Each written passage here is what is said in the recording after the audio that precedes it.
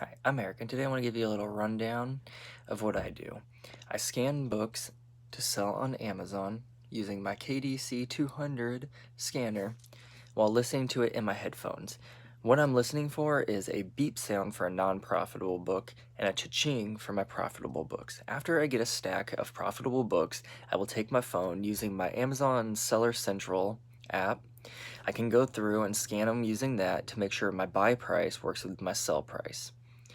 After I say bring them home, and I'd like to do it in, even numbers of 50, even though, well, I guess that is an even number.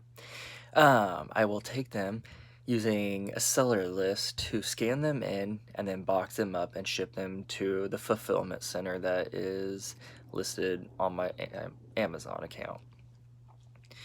To find the items that I use in my day-to-day business, I will post a link below.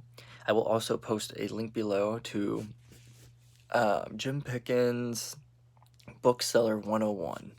It was the course I used, and it cost $100 back then. I'm not sure if it's still the same or not, but it was well worth the $100.